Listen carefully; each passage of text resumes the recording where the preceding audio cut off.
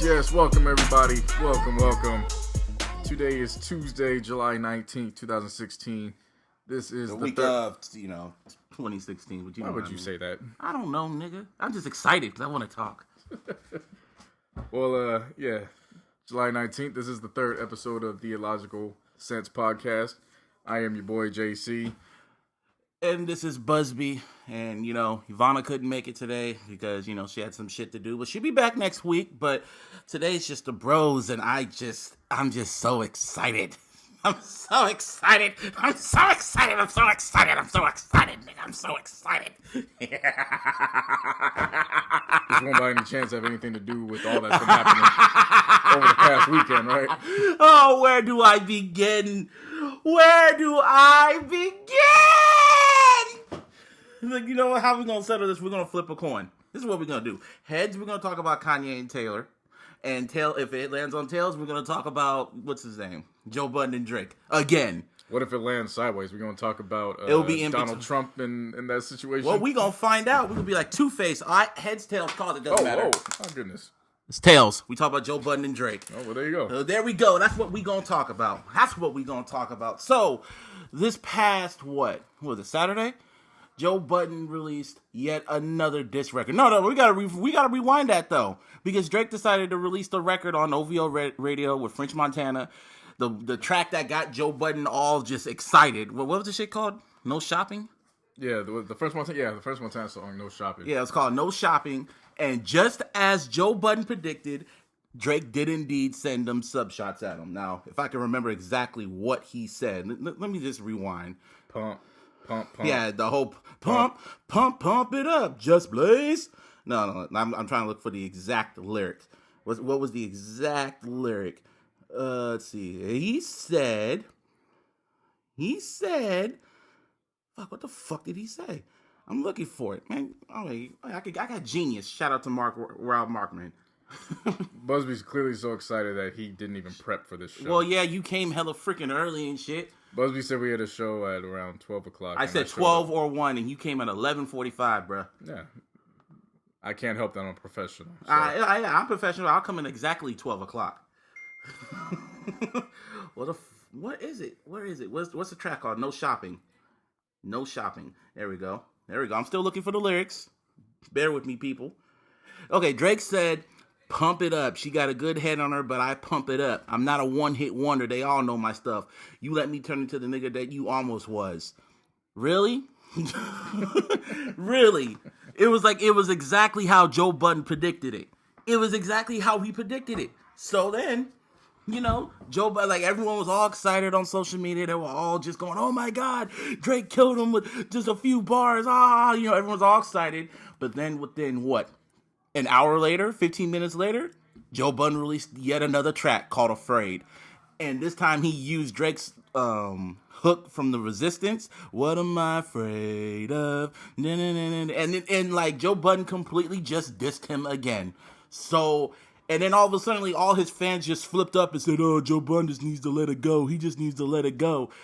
You know what Joe Budden's doing right now? What's he doing up, Busby? This dude is lyrically stripping Drake of his lyrical armor. He is lyrically stripping him of his MC armor. That's what he's doing right now. How is he doing such, Busby? He is, man, you know the answer. Why don't you answer it? Well, you answer for them.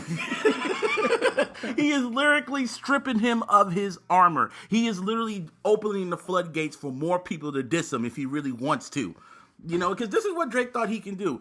You know what he messed up on? He messed up on the 48 Laws of Power. Word to freaking Charlamagne for pointing this out. He messed up on Law 47. And Law 47 strictly states that you should learn how to freaking fall back. You have victory. You should learn how to fall back. So It all started with Meek. It should have ended with Meek. But no, Drake just got cocky. And when Summer 16 came out, he still kept firing shots. He kept firing shots at Hov. He kept firing shots at Tory Lanez. Kanye. Always with that passive-aggressive rap. Because he feels, because those rappers are big heavyweights and shit, that they're not going to say nothing back to him. He always feels like since they're all politically connected and all that, no one's going to say nothing back to him. Just a bunch of subliminal raps and he's still going to keep making his money. And he always goes after lesser known people. So he thought that after he heard what Joe Budden said on his little podcast, because he can't take criticism, real. Like, I mean, shit. He sent those subliminal shots at Kendrick after he said he could out-rap him. As soon as he freaking heard that shit, as soon as he heard what Joe Budden said on his podcast about him being uninspired, he felt a type of way and went on record and said a subliminal shot at him. And he thought that, Joe Budden was just going to talk about it on his podcast and he was just going to let it go. No. See, what Drake failed to realize is that Joe Budden is an MC. He does this shit for a living, dog. He was living for this shit. He wants to do this shit, but he didn't want to do it to him because he's a big fan of him. You know what I mean? Like, he's a big fan of him. So he just said, oh, so you really want this? So then, yeah, he attacked him first because his intuition went off. Joe Budden's intuition came off. I thought he was crazy for it. I mean, we all still think he's crazy. But then, it turns out he wasn't so crazy. And now Drake has no choice but to respond right now. Like, at first I'm saying he wasn't going to respond, but right now he has no choice but to respond. Because right now, Views is like number one for like, the 12th week in a row, some shit like that, selling all these records. He's about to start his tour real soon. But at this point, he has no choice but to respond. Because if he just keeps staying silent, Joe Budden's just going to keep hitting him and hitting him and hitting him. And then pretty soon, other rappers are going to start hitting him and hitting him and hitting him. And it's just going to keep going until literally his MC armor falls off and he will literally become in sync. No pun intended. But my thing on the situation, it's all funny because I called it out exactly how it was going to play out. Where initially when the review first came out, I was like, yeah, okay, I get it. Joe's a big fan. You can tell he's a big time fan. He just wants Drake to, flex his lyrical skills. I get it. And then when 4 p.m. in Calabasas came out, at first when I heard the analysis, I was like, this dude's crazy. Like, where do you even get that kind of range of motion to bring all this and connect this together? But the more and more I started listening to it and the more I was thinking about it, it was like, you know what? You really think Drake was that witty with it? I think his ghostwriters were witty with it. Just the more and more I started thinking about it, I was like, I can honestly see that. And then hearing, the Pump It Up reference on Instagram, you're like, okay, now my ears are up because, at that point, like, yeah, you just don't all of a sudden just say Pump It Up like years later. And then he had the nerve to call him a one-hit wonder, like he wasn't a big fan of his mood music series for like the longest time. I mean, there's video of him meeting him, talking about how much of a big fan of him he is. And his ego is just that big that he's gonna tell Joe Budden that he's a one-hit wonder. Nigga, who the fuck is you? Like, dude. Yeah, that's funny to me, and that's a little funny. I'll get to that in a little bit, why it's even more funny to me, maybe. But yeah, just in expecting what was to come, and then hearing the first diss record, like, okay, it's just sparring match material. Like, he's just warming up, getting them ready. And then the second one drops, and you're like, oh my gosh. Like, every time he says something, oh my gosh. Like, are you serious? Like, yeah, Drake really needs to get off his high horse and really step down and respond to this because, it's not looking good. And then the record finally drops, and you're like, okay, let's kind of see, if Joe Budden heard it from. And as soon as you hear the lines, you're like, oh my God, Joe was right. He knew it. He knew what was going to happen. So you're like, man, okay, so yeah, Drake, the whole time you're focused on, like, yeah, Drake really needs to respond. And as soon as you're focused on Drake needing to respond, Afraid drops, and you're like, this is methodically planned. Like, this is a game of chess. This is no game of checkers going on right now. The difference between this track is that not only is it just so messed up, like even from the cover, how he has a CN tower just burning, and then as soon as you press play, you hear Drake's vocals from Resistance saying, "What am I afraid of?" And then Joe Budden wasn't really dissing him. He was always sitting down to him, talking to him, like almost trying to give him advice. Like, dude, I didn't want to do this to you, but if this is what I got to do to make you be inspired again, that's what I'm going to have to do. I mean, dude, he even went as far, this is the one that really had me laughing. Like, you can't let a grown man tell you this shit. He said, he's like, get some advice, come over and kick it and vibe. I'm here with hotel strippers, Odell, all that shit that you like. We're like some candles and some hookah. Hookahs flickers the lights. We'll play Aaliyah's greatest hits so you get all tickled inside. Nigga, what? Like if I was his boy, if I was Drake's boy and I heard that, I'm like, you gonna let this nigga talk to you like this? Like, I know you got the hit records and all this stuff, but bruh, like you can't ignore this. You can't go up on stage during tour and just say some little like slick lines about Joe Budden. Cause I bet you anything, he's gonna say some slick lines on stage again, and Joe Budden's gonna release yet another diss track. And every time he says something slick on stage again, Joe Budden is just going to keep releasing diss tracks and diss tracks and diss tracks where it's just really just going to get under his skin. Because Drake's he's a Scorpio. Drake's like me. See, I can only ignore shit for so long until it really becomes really fucking annoying and irritating to me. Until one day I'm just going to snap. And honestly, that's what Joe Budden wants to do. And he knows this. He knows this. I mean, shit, he pissed off Taxstone. He pissed off Taxstone with his little... And he wasn't even trying that hard. Joe Budden already said he has hella diss tracks ready to go. And what also I have an issue with, yet again, are Drake's fans. Yet again. They just keep trying to move the goalposts for him. Like, it's just last year, everyone was saying, like, oh, Meek Mill got 4 days, he needs to respond. Drake dropped 2 records on him, he needs to respond. Oh, and now, Drake dropped not Drake. Joe Budden dropped not one, not two, but 3 records going at their hero. And they're saying that he's obsessed and he needs to let it go. All 3 of them. All 3 of y'all. And they'll keep saying, like, oh, he's irrelevant, no one really cares about him, blah, blah, blah, blah, and all this other stuff. And it's like, bruh. Mm-hmm. It's like, bruh, like, are you guys really just that, like, biased? Like, they're really going out the way to like, fight for their hero. And it's so amazing to me. And it's like, and now we're starting to see something really. We're starting to see the shift happen, JC. That's what we're starting to see right now. No, I'm not done yet. Oh, okay. We're starting to see a shift right now. The floor is yours, man. The floor is yours. We're starting to see a shift right now because we're starting to see the separation between real rap fans and bitch niggas. Okay? That's pretty much what it is right now. We're between the straight. He's doing everything. Joe Budden is doing everything that Meek Mill should have did last year. He is showing a separation. If you are for this hip hop shit, you want Drake to respond. If you're just a casual pop star fan, you're just like whatever. I mean, shit, we're going to get to it later, but Taylor Swift responded to all this shit that happened earlier this week before Drake responded to Joe Budden's records. So we'll get to that later. But it's just like so amazing to me that he has the #1 rap album, quote unquote. But when you look at all the singles that are #1, it's nothing but pop songs. And to dive into that real quick, look, man, I've already said this plenty of times, and I'll damn sure say it again. Views is an R&B record with hip hop elements. It's what it is. So, I mean, that's actually the kind of Drake I prefer. I prefer him doing more R&B when he's in that lane. It just irritates me when he thinks that he get away with just, pretty much being a rapper when it's convenient for him and throwing, subs. And one thing that I hate that in hip hop is I hate subs. Just say the name. Subliminals. You got nothing. But Jay-Z was the master of it, though. You got nothing. Yeah, but eventually he said names too. True. So, after a while, it's just not going to. But Jay-Z was slick with it. When he was he was very, very slick with it. Like, it literally flew over your head. Drake is just getting really sloppy with it now. And for that, because I've had talks about this with plenty of Drake fans over the last week, who again, it's why does this hate consume your soul? And it's like it's not hate for him, stupid motherfuckers. It's basically just trying to call a spade a spade. Yeah, it's just calling a spade a spade. I mean, there's whole ass activity in everybody's everyday lives that they just don't tolerate, and it seems like when it comes to implementing Drake into a situation, all of a sudden that line gets skewed to fit that narrative. And it's like, I mean, there's athletes I have the utmost respect and regard for. There's even artists, whether it be recording artists or actors, actresses.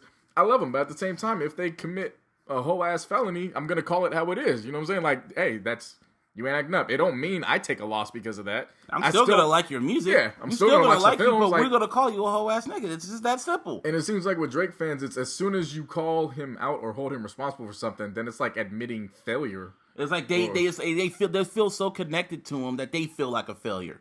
But just like you said, they feel like Warrior fans. Yeah. You know, I'm not a Warrior fan, but I know where you're coming from. They feel, because honestly, Drake fans come like this. They come like what are they? What were they in high school? Like the outcasts, the losers in high school and shit like that. Never got the girls, never got the bitches, always were simps. And Drake embodies them, and he's successful. So when they look at Drake, they see themselves. So when he fails, when he feels someone's attacking them, they're like, oh my God, I could be that loser again. That's what's gonna happen. That's what's going on with Drake. I never thought of it like that. I actually never thought that's a good analysis. I didn't think of it from that standpoint. So that actually makes a little bit more sense. Yeah, because they feel if he could be a loser again, I could be a loser again. So that's why they're on social media going at everybody. I mean, that don't make sense to me, though, because there ain't no, 19th grade for no damn 25, 26-year-old. So it's college. Look on social media. Look at everyone that be attacked. Like when I posted that article, My Issues with Aubrey, that you can go on medium.com. Best Busby, My Issues with Aubrey. You should read that now. Anyway, but yeah, I pointed this shit out. I should have put that in there. But it's just so obvious. I point everything out, and they still just so biased towards it. Yeah. So, and just in following up with what I was stating before I allowed you to go on that tangent. Yeah, it's comical at this point, because it's like, all right, dude, like for real, like, I mean, when it came to 50 in game situation. With 50 was a whole ass nigga for that. He was, and the Jeezy situation with I don't know, putting a hit out on Gucci's chain and resulting in the people running up in Gucci's house and then having to fire back, and it resulted in one of the guys dying. Like, that was some whole ass activity too. Like, I called it out. It's not just a Drake situation. If I feel like it's something that needs to be called out on, it's going to be called out. It doesn't mean I'm not going to be the fan. I mean, even after that happened, I know Jeezy's albums by heart. It's common sense. It's just common knowledge. But this is why we do illogical sense, so we can make sense, and we can make illogic sense in an illogical world. You stupid motherfuckers. There you go. Yeah. So other than that, Drake just needs to just man up and just respond. That's all he needs to do. He just needs to respond. And to me, there's this whole relevancy thing. This is another thing I want to touch on too. Relevance. Because this whole relevancy, it's got nothing to do with the actual bars. Like like now, like 15 years later, 16 years later, it's, oh yeah, well, his career's over. He doesn't sell this. It's like, well, once upon a time, there was a cat named Benzino. Oh God. Who was the only reason why you knew his lyrics was because he was putting them in as the hip hop portables. Yeah, in the source. That's the only reason why. And the only reason why anybody knows, like any casual hip hop fan knows who Benzino is because of Eminem.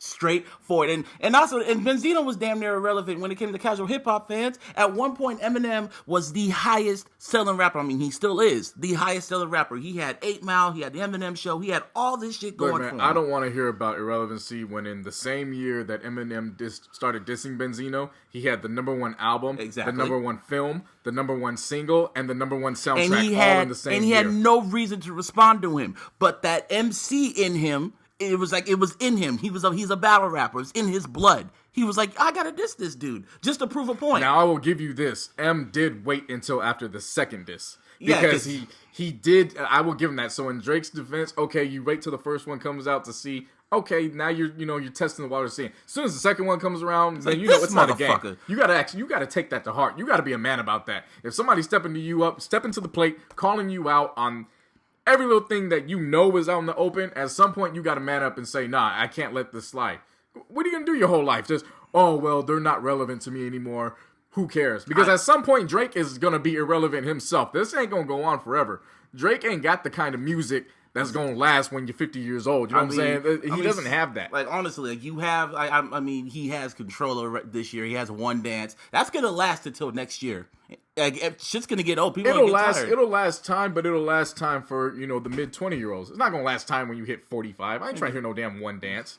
And you're going to be like, oh, I remember this jam when I was a kid. Yeah. Or Hotline Bling and all that stuff. I mean, come on. Drake does he makes top pop records. I never heard a top rap record from him.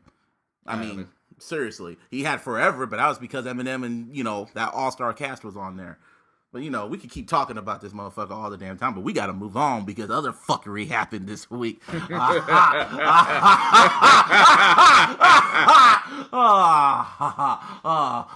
Taylor. Taylor Swift. First off, shout out to Kim Kardashian. I mean, I know last week we were dissing your freaking food and all that stuff, but what you did... Hey, man, look. No, let me talk. What you did on Sunday was beautiful. Kanye West, you better stay with that girl for the rest of your life. Look, man, I'm ready to drop at least a fourth of my car payment on some of that soul food. She is clearly down for the culture, which means I am clearly down for Kim Kardashian at this point. Everybody, if I see any slander, I am going in. It is that big of a deal because what she did, you have to understand the bigger picture of all this. This is something that's been going down since the days of slavery, where the master's wife or his daughter would catch jungle fever, would go out and go grab a slave, and when they were caught in the act, it was the slave raped me, he threw his arms around me, and all that kind of stuff. Well, what happened at the Grammys when the record dropped? All of a sudden, what did Taylor do? She went out and played victim. We gotta rewind how it, They know what happened. We don't need to go into a bigger detail. If you don't know what happened, then I'm sorry. You need to reevaluate what's going on around your life and entertainment. Let's just get down to the point. The song Famous dropped.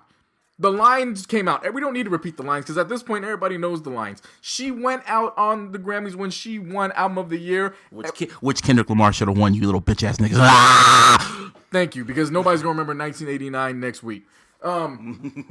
When she went out and accepted the Grammy and had the nerve and the gall to look everybody in the eye. Or the camera lens. Or in the camera, whoever she was looking at. She had the nerve to put it out that Kanye, not only did he not contact her, there was no reason for it to even be out in play. He was taking credit for who she was as an artist. And why do you think Tori Kelly was just sitting there with that resting bitch face? She knew that bitch was lying. She knew she was full of shit. So from that aspect, it's like, okay, number one, I didn't believe her because of the fact that Kanye had no reason to actually say that he had gotten her permission. There was no reason to incline that before that even happened. So it already sounds fishy. Then you have Kim, who the whole time is adamantly saying, there's footage. We have you talking. There's a conversation. And the whole time over this past 5 months, it's been, there's no conversation. I challenge you to show a video. I challenge you to do this. She didn't say all that, did she? Yeah. She goes, show the video. You can't show the video because there's no conversation. She said that? That was her or the publicist team. It was that they've been saying that. That's true. They have been saying that. That's true. So lo and behold, and all of a sudden they know. But the way Kim Kardashian did it was just so beautiful because she had a show. She has a show on the E! Network, and she probably talked about it. And she had that footage for the longest time, and she just sat on it like, oh, really, bitch? Okay, I'm gonna wait till the E! comes on, like till my show comes on. We need to give credit to Chris because they learned that is some real wartime cerebral assassin shit. Word to Cass, that's a rap. But, like, dude, seriously, she just waited. She waited, and then she talked shit to Taylor on her show. Didn't show the footage on the show. Just talk shit to her about her on the show. Said, I'm tired of this bitch slandering my man's name. There's footage of it. She's hella fake. Fuck this bitch, right? And then she goes on Twitter and tells everyone, yeah, y'all should go on my Snapchat right now. The whole world goes on her Snapchat, and what was on there? The footage of Taylor giving Kanye the okay. And not just giving the okay, the nice little giggles about it, and then confirming, yeah, it's awesome. Whatever you want to do artistically, like I'm thankful that you approached me about this, and it's awesome, bruh. Awesome. It was awesome. Awesome.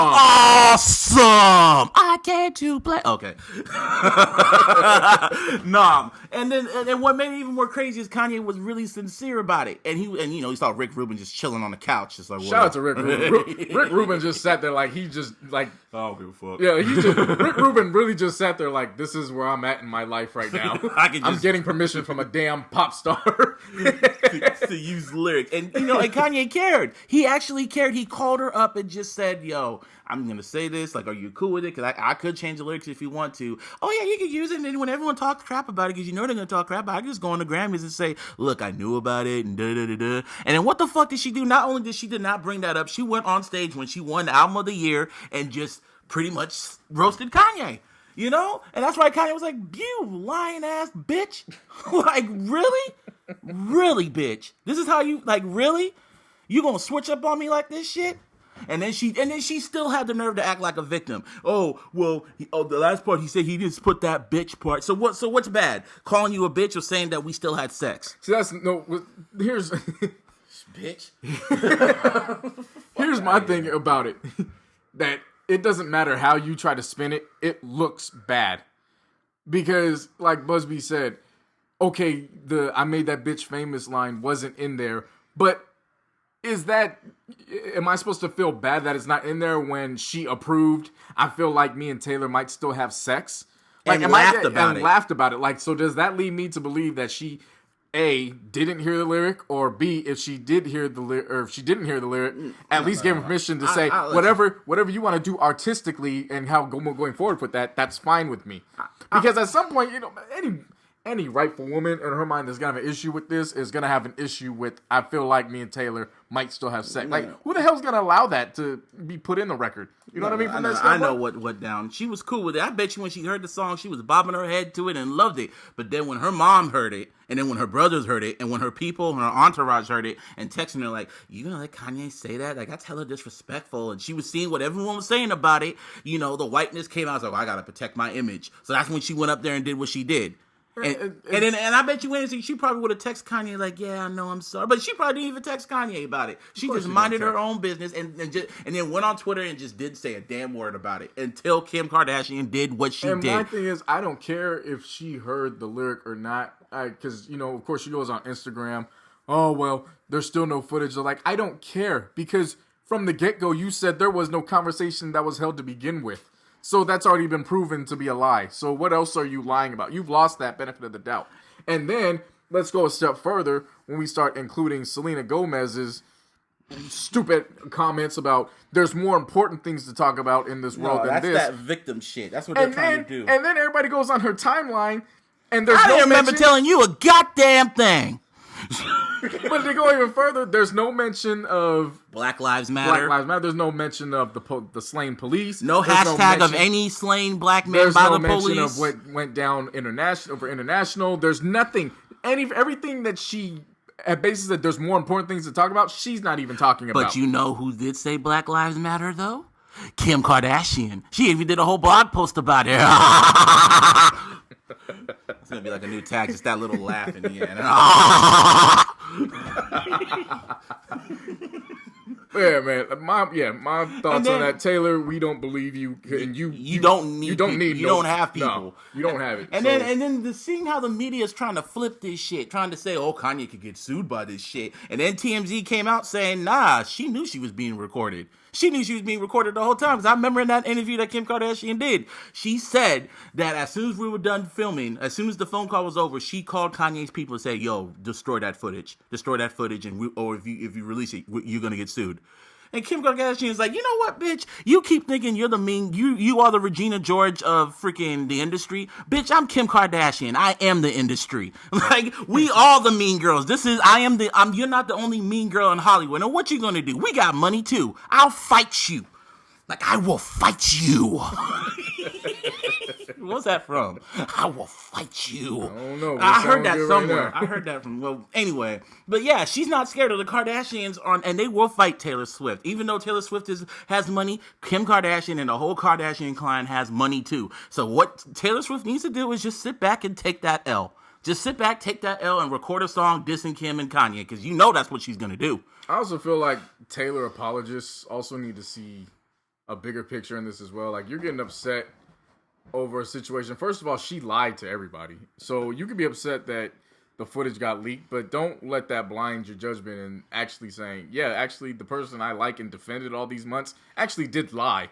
There was a conversation. Yeah, Drake fans, you should learn that too. And as a result of that, you should also start looking at her actions over the last few years in regards to her relationships. I mean, Katy Perry tried to warn y'all. Because she clearly has no issue in taking information from her past relationships and not caring about the ex-boyfriends and how they feel, and then going to make a profit off of it. And win awards and all types of shit and laugh about it. And in this situation, there's no award to be won. It was just Kim's way of saying, and you're not going to belittle my husband and make it seem like he's the biggest liar. Like, he's telling the truth. And he's never lied. Kanye West has never lied to it. Well, He did say an album's supposed to come out this summer and we're in July, so, you know. But that's why I don't listen to anything Kanye says. But when it comes to other shit, when it comes to how he goes on his rants and shit like that. You listen to what Kanye says. Only to a certain extent. only to a certain extent. Because when The Life of Pablo came out and he said, oh, it's going to be at the freaking movie theaters for $35, I was telling JC, hey, we should go to that shit. And then I thought about it, and I'm going like, I don't trust this nigga. And then lo and behold, I watch it and I'm like, this is some fuckery. And then the album didn't drop for like, what, 2 weeks? 2-3 weeks? Yeah. Something like that. Yeah, but other than that, Taylor Swift, hold that L. Hold it, lick it, hold it. Hold it. The L in Taylor. Hold Speaking that. of L's, the Republican National Convention. See, I ain't watching this shit because I already know it's just a whole bunch of fuckery, but the main shit coming from this is Donald Trump's wife. What's her name? Because I cannot pronounce it. Melanoma. What? sounds like pneumonia. It's not melanoma. I just call it that because I can't say the name either. Nah, but she had the nerve. She had a speech where she was, praising, Trump and all that, talking about how much of a good person he is. And then this bitch literally had the nerve to just, bruh, she had the nerve to rip Michelle Obama's speech from 2008 praising Barack. Was it 2008? Or whatever term it was. She had the nerve to just put it in there, in that speech, and then had the nerve to just say it like nothing. Like, well, yeah, I said it. And then everyone's just like, dude, there's video footage of it. It's like, no, I wrote it and everything. And it's just like, it's so crazy to me. And because I already know what's going to happen. I already know exactly what's going to happen. In November, it's going to be a fucking blowout. Whether you like it or not, Hillary Clinton's going to be the president of the United States. A woman is going to be the president. Whether you like her or not. Woman pride or whatever. But Donald Trump, I already know he's just trolling. He is a troller. I know a troller. He doesn't even want to be president. I think he's literally surprised all this is going down right now. He's like, damn, I made it this far. Fuck, let me see if I can fuck this up. And he's been fucking up.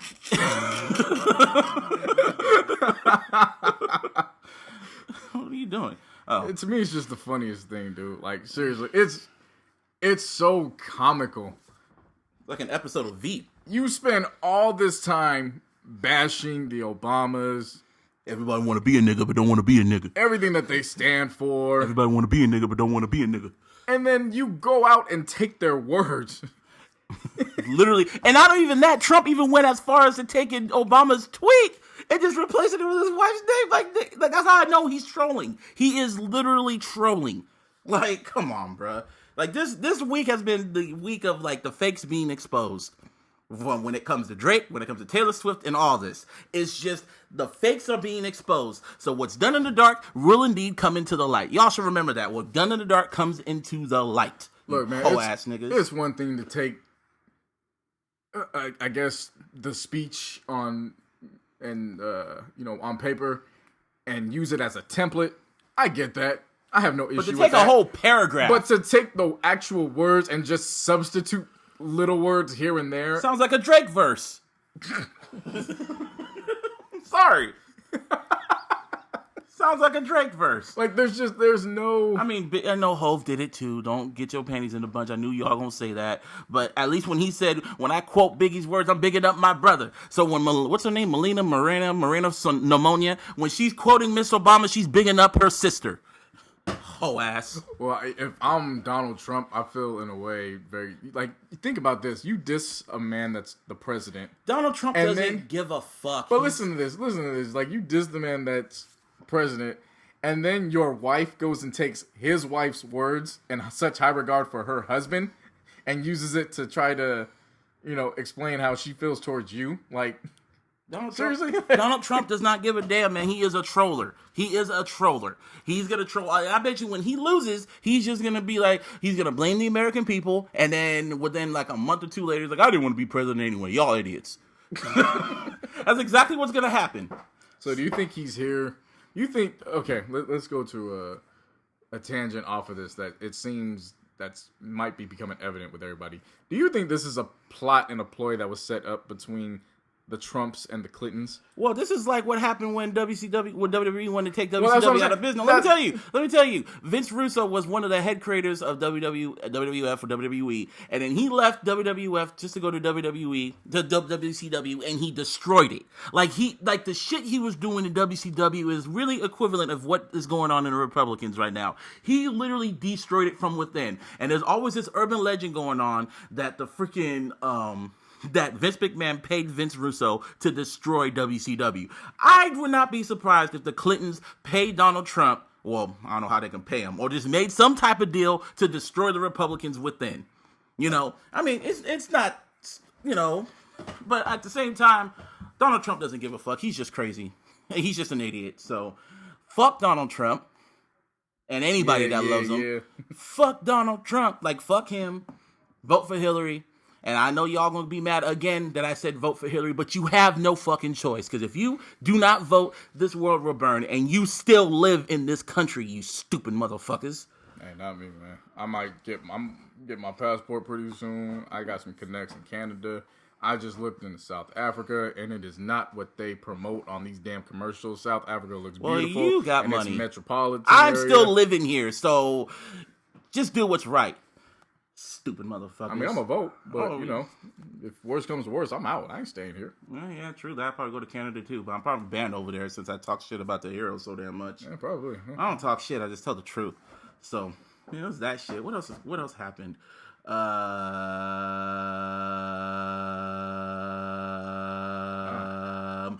WWE sports. Today's the draft. Today is the WWE draft. Well, you know, they're separating everything. I can't really talk wrestling with you. This is why my boy needs to be here. But, yeah, WWE draft is happening.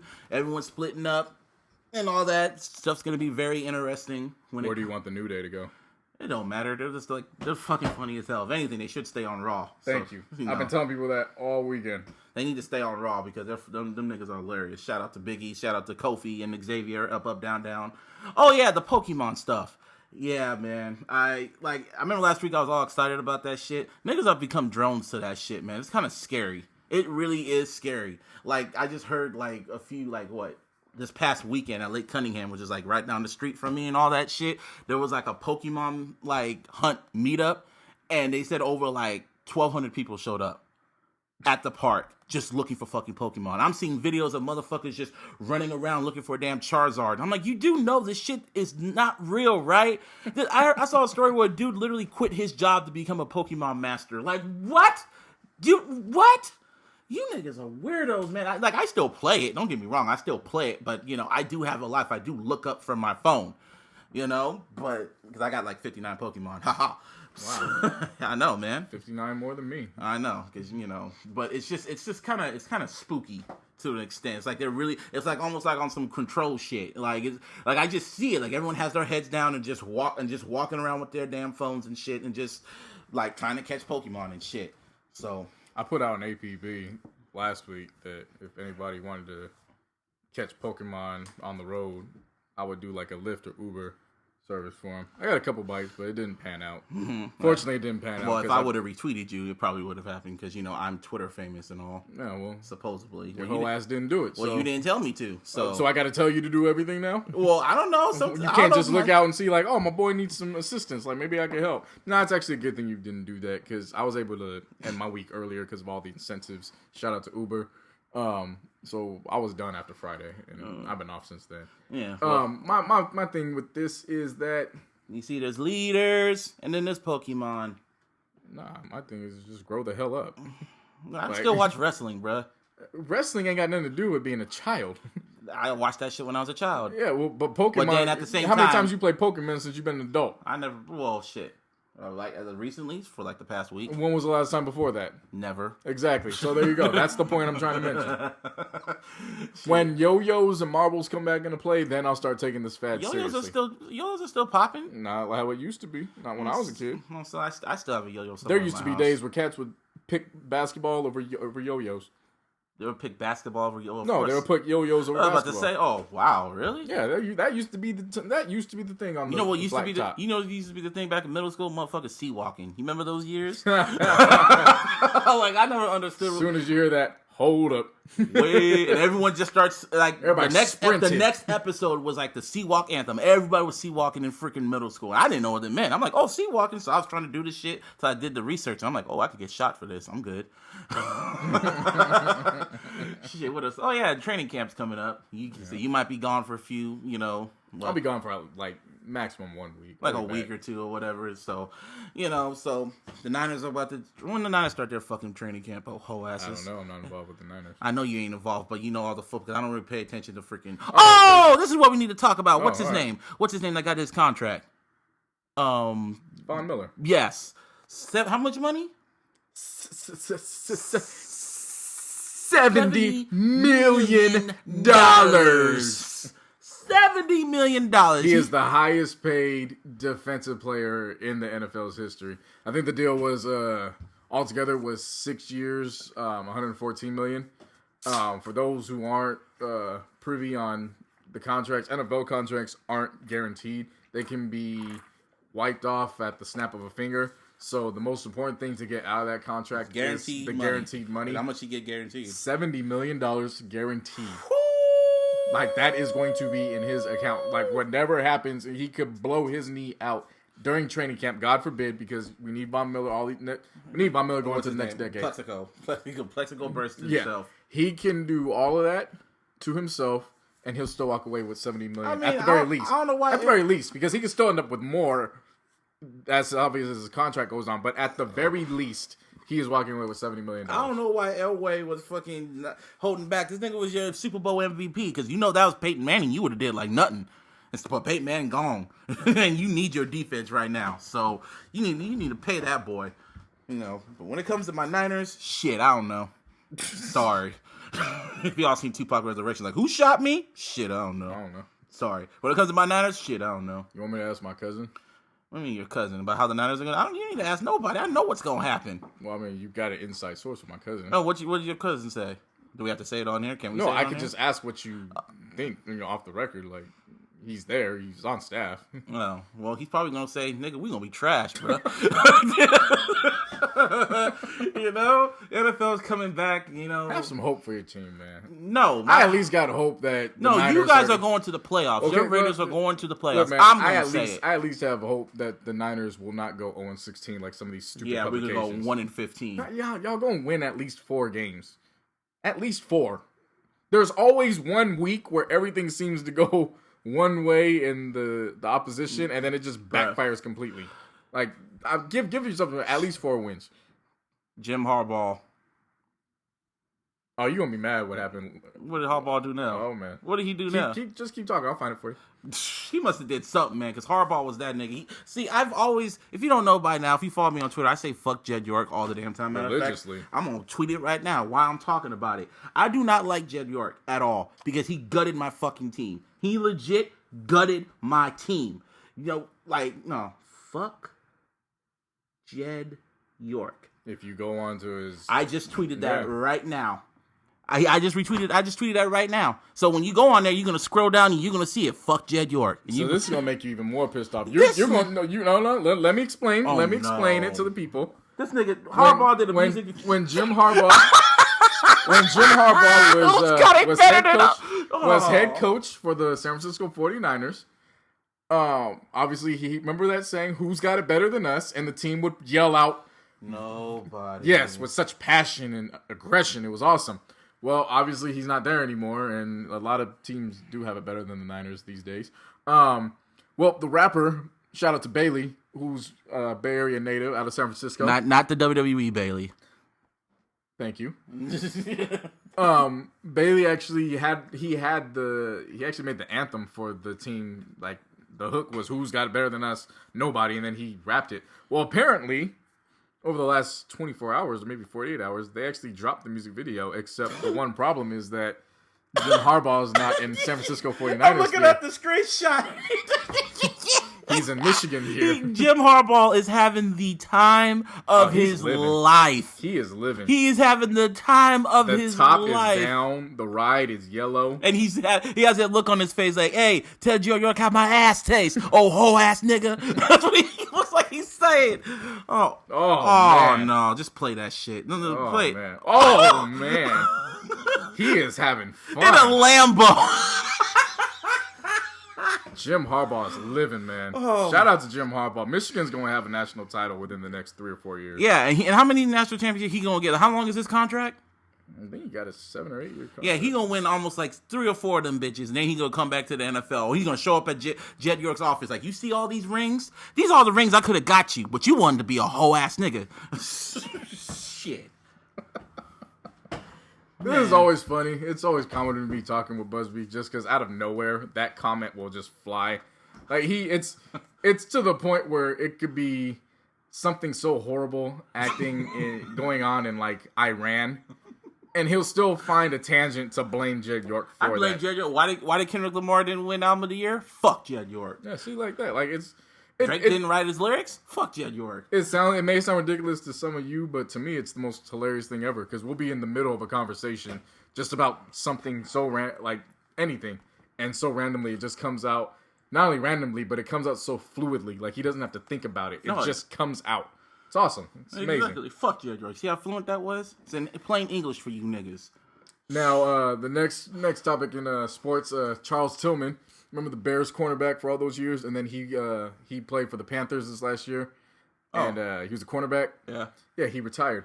Oh, but the way it's not that he retired because for those who don't know, Charles Tillman's great cornerback. He's most likely going to end up in the Hall of Fame at some point.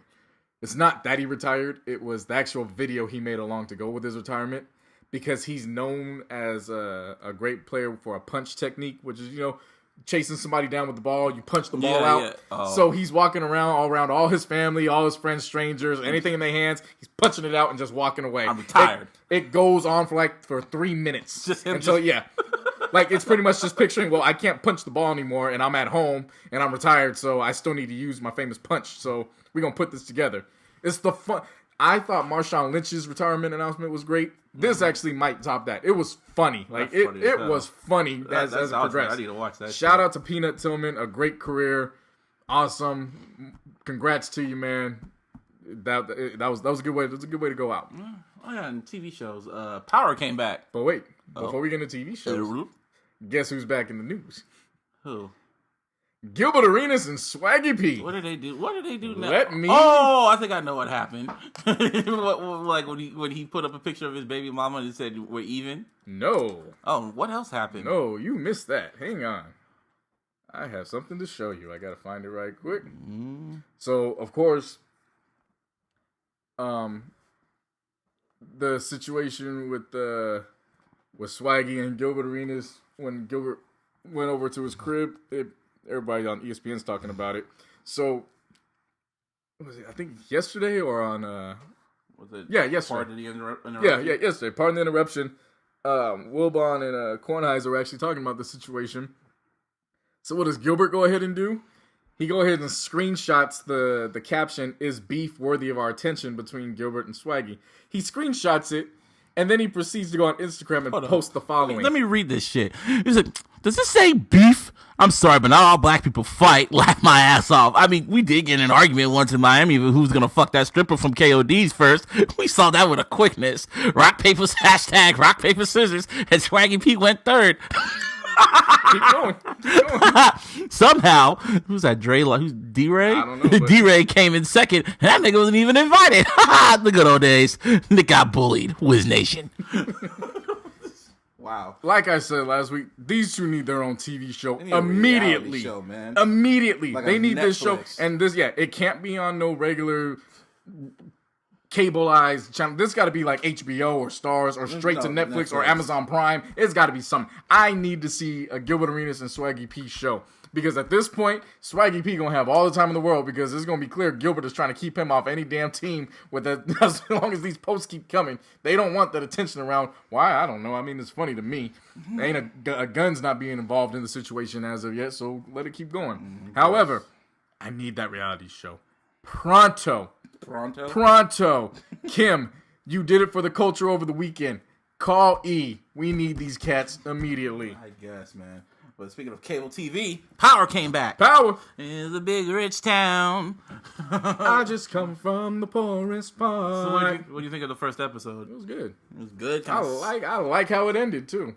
Well, how did it end? I hella forgot how it ended. Oh, the whole episode. Call me James. Call me James. Call me James. And then as soon as Tommy got back, it's Ghost. Tommy, it's Ghost, nigga. Like he went right back to it. Like, and then like what's his name? 50 came back. 50 hasn't showed up yet. Nah, the name keeps popping up. Exactly. And I like how they freaking like how they promoted the show, how in New York they had 50's face on it. It's like, have you seen Kanan? Call this number. And I was like, oh, that's smart. That's hella smart. You know, but Power, shout out to Power 50. It was like the highest rated show in Starz history or whatever. So it's like, for sure. It was a good season opener. I liked it. You know, it covered a lot of ground. It covered a lot of ground and it just set up all these questions. It's just crazy how like all this shit's happening over pussy. All of this shit could have been avoided. All of it. Like he just had to get that Puerto Rican pussy, man. I mean, that's the way of the world, though. You know? Yeah, Star Wars happened over pussy. Yeah. Have you ever told you my Star Wars theory about why all that shit happened? I don't know. Yeah, I said this to everybody. Star Wars happened because of pussy. Anakin Skywalker went to the dark side because of pussy. I don't think he did it. Yes, he did. Oh, with pussy. He wanted to save his bitch. I mean, technically that was his wife, but so, I mean, it wasn't still. It was pussy. Well, and she had his kids too. Still pussy. All started over pussy. I mean, if you want to go that far, it's the truth. Okay. Shit, little Annie. And also, what else came? Did you watch Ballers? Yep. Yeah, Ballers came back. Yep. Shout out to The Rock. Terrell Suggs. That was a good cameo, man. Yeah, that was a great cameo. Actually, and the fact they actually fought, that was dope. Like, that was funny. I thought Rock was gonna wash him until Terrell Suggs just threw him to the ground. I'm like, oh damn, Rock, really? Really? You know, on a freaking broken leg. Too. I like Ballers. I like how the whole show happens during the off season, and then it ends right when the season's about to start. You know, I guess Roger Goodell and the NFL ain't happy about that show. So much so because that scene was supposed to be on Highly Questionable with Dan Le Batard and Bomani and Poppy. But they blocked that But shit. ESPN blocked it because of ESPN's association with the NFL. I was wondering why ESPN wasn't like I didn't see no ESPN stuff throughout the whole show. Like, why isn't ESPN mentioned? And then I was like, oh, that makes sense. Of course. You remember that show Playmakers that used to be on ESPN? Yeah, I was just about to bring that up. Yeah, they canceled that with the quickness too. They canceled that after one season because that shit was too damn real. I remember they said the person, like, the higher up from Disney called ESPN. I'm like, nigga, what the fuck is this? You better end this shit.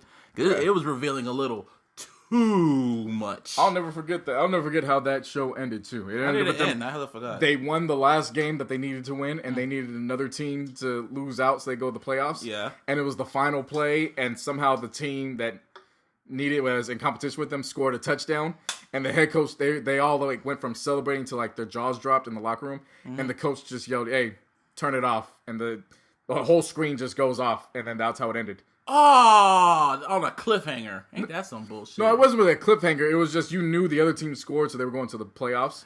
They were out. It was just that's how it ended. That's how the season ended. Where it was like just disappointed. So it's like, hey, turn it off. We did all that for nothing. Yeah, that's how.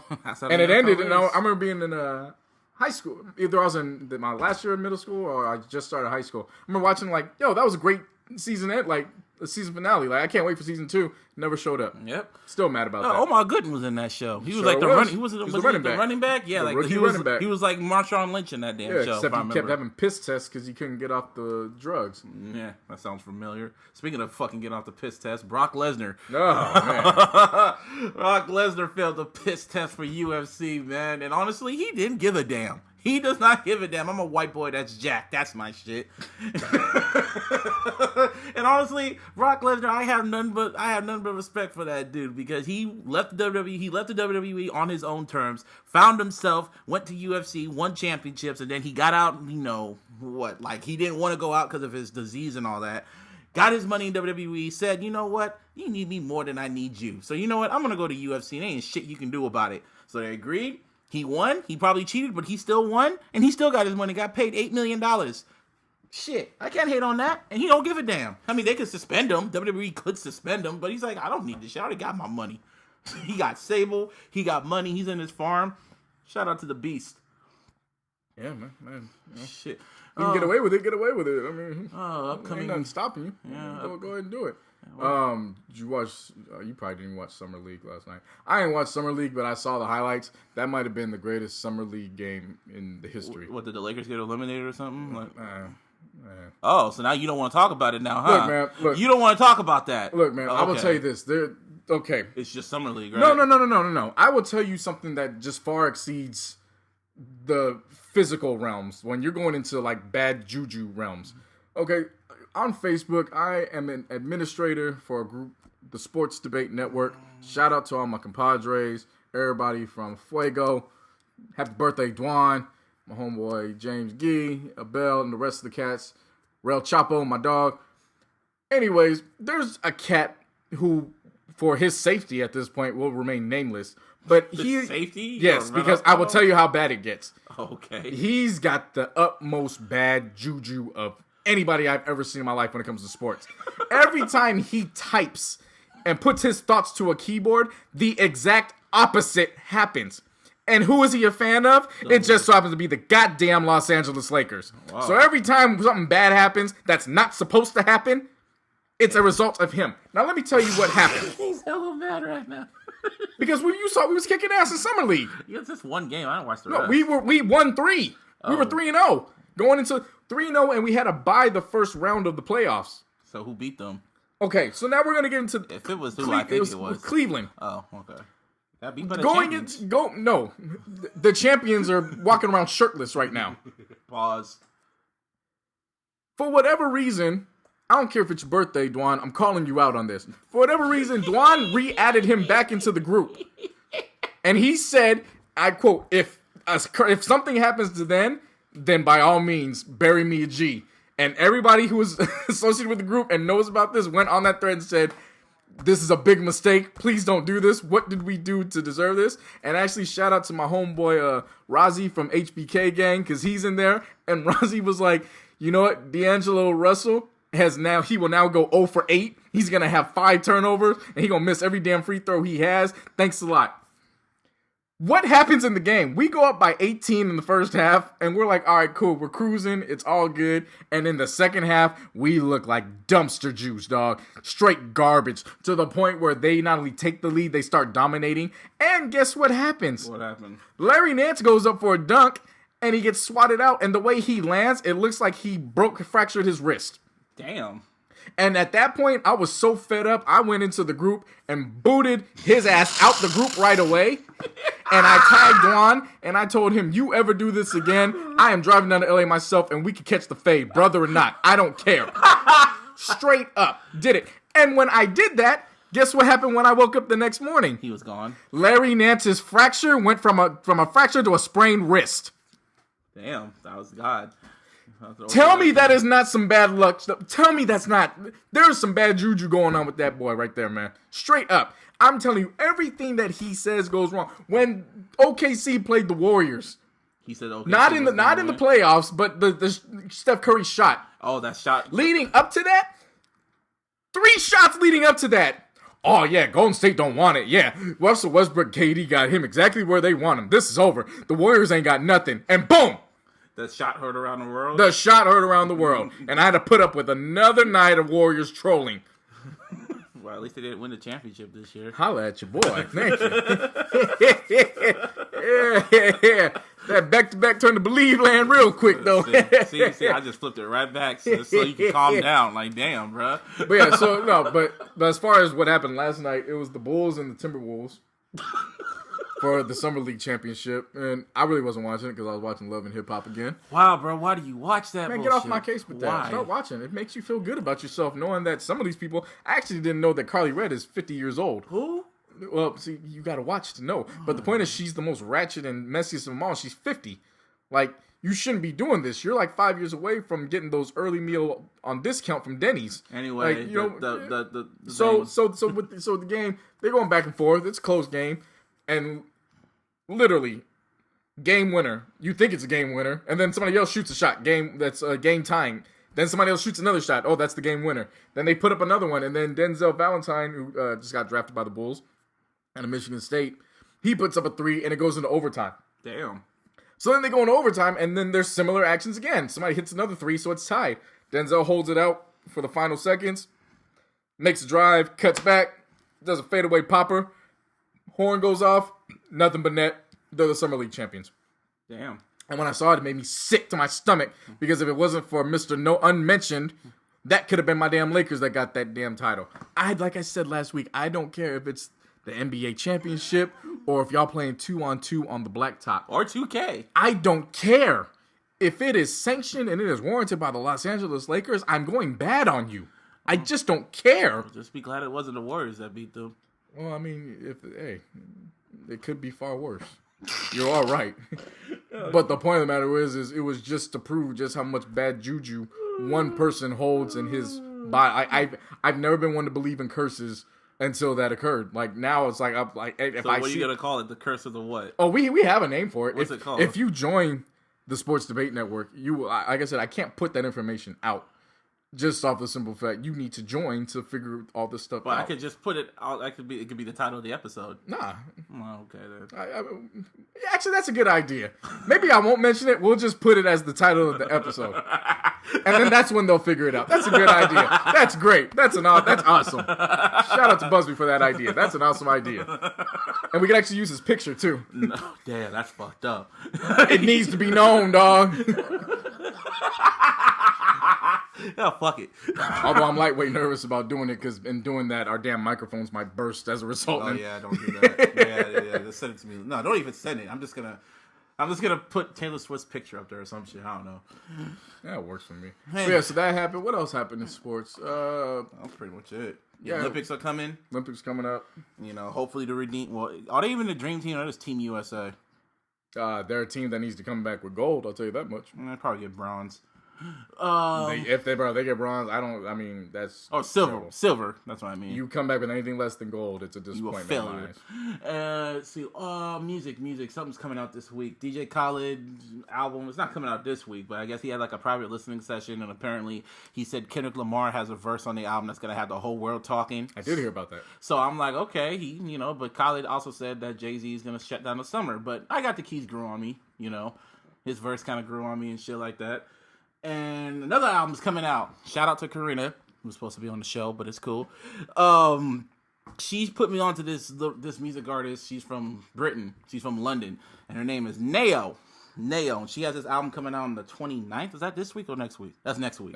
Next week. It's called For All We Know. And I've been blasting this song called Bad Blood for like the past few months. And the shit's fucking addicting. Like, she's a really, really good ass like R&B artist. Y'all should really get put on to her. She's really dope. And I've been listening to like all three of the tracks that have been released, like a damn EP on repeat. It's amazing. It's one of the best records. It's like the best project of the year. It's only 3 songs in. So whenever y'all get a Nao, N-A-O, Nao, listen to her. And you got another artist you want to talk about? I was actually fairly surprised when I saw this, because I haven't been in touch with her since I was out in school in Tennessee. I went to Middle Tennessee State for a little while, and I've met a bunch of cool people. One of them happens to be an R&B artist by the name of PJ, who has a deal through Atlantic Records now. Mm-hmm. She dropped her project called Rare, and I saw a bunch of mutual friends posting it, and obviously we fallen out of touch. It's been 8 or 9 years. So I went in and I got it. I tagged her on Twitter. And let her know I'd be listening, and I'd put a plug out on the podcast. I wasn't able to listen to it. Kenny G on your shit? Of course I do, dog. Damn, that's random. Go on. Bro, I'm a jazz head. I love jazz. So as I finally had time to listen to it this morning as I was finishing packing. Bro, this is a really good project. Like, this is really, really good. Like, I didn't want to come off as biased because I know her and I know the talent she has. But I have no shame in saying it, because it's not just me being biased. It's a really good project. How she starts it off is she treats the collection of work as if it's a fairy tale, like it's being told in front of 2 kids. And there's a couple interludes throughout that help collect it and keep it going. I liked it from beginning to end. It's a really, really good project. It's really based in live instrumentation. So it's not just like some generic sounding R&B records. Like, this is actual like R&B and soul type. She's got a great voice. which is already saying a lot because when I met her, she had a great voice. You could just hear in certain songs just the maturity and how she's got a lot of confidence in what she does. And it's not just, like I said, it's not just something like a little project. Like, she actually has G-Eazy on the single, on one of the songs. Ty Dolla Sign and Ty Dolla Sign's on it. And so, about 3 songs that I found really, really, like, I can't stop listening. Like, I actually need to go back and listen to these. Was Can't Stop, I'm Good. Those really highlight her vocals.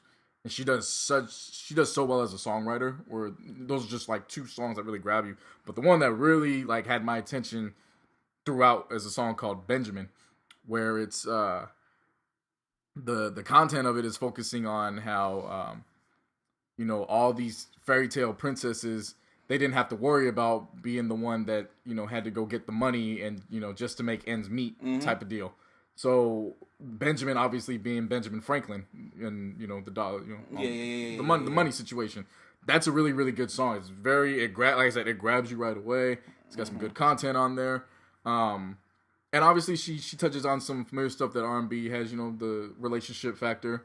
She actually has her single Gangster was actually a funny song where she's sitting in traffic, gets cut off, and then she's basically, I don't want to be nice anymore. It might be cool to be a gangster, so I go slap her out, type deal. Like, it's very, very good, and it's refreshing, or it's organic music. Okay. So if you shout out to PJ for coming through with this project, it's really, really good. Like, it's PJ, and the project is called. I don't know if it's an album or an EP or anything between. Like an album. Well, if it's on Apple Music, it's an album. No, you definitely.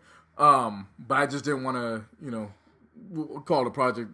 It's obviously what it is. But definitely go on iTunes, Apple Music, or Spotify, anywhere you can find it. I think it's even on SoundCloud too. Okay. The album's called Rare. Definitely check that out. And shout out to you, girl. I'm very, very, very, very impressed and very proud of you. So good job. Wait, one other thing before we gotta go. Shout out to Anonymous That Dude for what the up, intro. Man? For the intro for Where I'm Coming From. That's the tentative title. He's working on some music, Coffee and Kush too. I've been meaning to shout him out because you probably wonder what that song is called. It's called Where I'm Coming From. It's unreleased for now. So, yeah. Did you go to the movies? Yes, I did. I saw Ghostbusters. How was it? Have you seen the first 2? Of course. Okay. Well. Oh, okay. Shit. How can I say this? When I began to watch the movie, I was just like, because it was like a whole bunch of corny shit. Like, let me do a rewind. Dan Aykroyd wanted to do this movie. He wanted to do this third Ghostbusters movie for years. Like, he was been hardcore pushing it. Only person he wanted it, like, pretty much almost everybody was game for it except for Bill Murray, because Bill Murray doesn't do sequels at all. He doesn't care. The only reason why he did Ghostbusters 2 was because he loved the cast and crew. But he just felt, Bill Murray's like, nigga, we old. We don't need to be doing this shit. We don't need to be chasing ghosts no more and all that. It went so far that when they sent a script to Bill Murray, he sent it back in pieces because he shedded it. Excuse me. He shedded it, and then he sent the pieces back to him. So he was pushing it for a long time. So then after that, like, they pretty much did the whole, what did they do? Something else happened. Anyway, they came up with the whole premise, having a whole female cast and all that. Right. So I was like, okay, this is a good premise. But they said this is going to be a completely different world. Like, all the Ghostbusters, or like all the original members, were not going to be in the movie. Wow. So it's like the characters weren't in the movie. There's like a whole different world. So when you go into it, I was just like, all right. So you see Christian Rigg and Leslie Jones and shit. And at the first half of the movie, I was just like, okay, this is pretty fucking corny. This is pretty corny, but I'm going to keep watching it. But then when you could get past that, like, the characters is like a whole new realm movie or whatever, the second half of the movie, it really becomes entertaining. And then it's like, okay, I like this shit. It's for what it is, it's cool. And all the original cast members do make a cameo in the movie, like Bill Murray included, but they're different characters. And they all say like their original lines and shit. Okay. But it's cool. It's cool for what it was. Like, would I see it again? I don't know. If I was, if I went on a date or something, but you wouldn't go in on Leslie like everybody else is doing, right? Oh hell no, man! I've seen that stuff, man. Shout out to Leslie Jones. Keep your head up, girl, because there's more to the internet. Because people do say some fucked up shit. Because dudes have been dissing this movie when they heard there was gonna be an all-female cast for the longest time. Like little sexist dude, for whatever reason, they're saying Ghostbusters needs to be about guys. Like guys are the only person that can freaking chase ghosts. Okay, like okay, it's like they don't want to ruin their movies. They don't want to ruin their nostalgia and shit like that. So yeah, it was just, and like they really just went in on her, and then she kind of saw the wrath of the internet or the nerd internet, calling all types of just fucked up shit, and she pretty much chased her off of Twitter. But Jeez. She'll come back. They always come back to Twitter. She just needs a break from it because Twitter can be evil. So that's why I don't let the Twitter shit get to me. Because at the end of the day, when I put this phone down, nobody knows who the hell I am. Are you sure? Well, I hope so. Maybe when this podcast gets big, they're going to know who I am. But, like I could get retweeted all the damn time and I could pop up on someone's timeline or whatever. But at the end of the day, I'm just a dude from San Jose. I never understood why people just felt the need to, like, do that. You know what because I mean? They hide behind a keyboard. That's what it is. The keyboard is their shield because they know they can say whatever the hell they want. No freaking consequences could happen. Someday, I've said this before. I'll say it again. This will be the year where people will be accountable for their actions. It's already started with Drake. Started with Taylor. And it started with Donald Trump. And it's going to run down. It's going to happen. Like someone's going to get snuffed for this Twitter shit. For people talking shit all the damn time. Shit, it could be me. I'm not excluded. Like people need to be held accountable for what they tweet. So be mindful of your tweets, ladies and gentlemen. Be very mindful of what you tweet because it could backfire on you. Don't say no racist shit either, or else you will be fired from your job. Watch what you Snapchat. Just watch what you do, stupid motherfuckers. So in that case, that is episode 3. No gossip shit this time because Yvanna's gone. So she'll be back next week to fill me in all the gossip and shit. You'll be at training camp. Unless we hold this on a different day. Oh, well, shit. We'll see. We'll see how that shit goes. If not, yes, I'll be at training camp. You can catch everything that goes on in the beginning stages. Actually, all training camp. I'll be on Snapchat. JC No Hundreds. JC No Hundreds? Yeah, I'll be on there snapping pretty much everything. Shout out to my little homies, Brendan, Nana, and Chris. I actually get to teach them how to play some dominoes. Are you still going to be petty to your roommate? Brendan? Of course. Did you get all the Cavs shit and all that? No, I have so much in store for him that will not go on airways because it will ruin everything I have planned. Wow, bro. But just know it will be on the snaps. It will be on the snaps. I'm gonna do some. And how long is training camp? It's gonna be a month. So we'll leave up tomorrow. Tomorrow's the 20th, and then we'll break. So he got a month of wrath from you. Yeah, and I don't even know what his tactics are. He's gonna try to deflect. Oh, we got Kevin Durant. What did you do? Blah, blah, blah, blah, blah. Probably just going to put up, like, all the freaking Laker games where you guys lost or something. I mean, that's what I do. All I have to do is just show one game where it shows the Warriors didn't go back-to-back. I'll just show the game when you guys got swept by the Spurs. That's what I'll do. The one without Kobe? Well, whatever. I mean, hey, you can't. I'm the ultimate troll. I'm Petty Roosevelt. So it's Petty Roosevelt now. It's Petty Roosevelt today. Okay. Well, on that note, this is the Illogical Sense Podcast. This is me, Busby, JC, and I want to end this by saying this here. Fuck Jed York.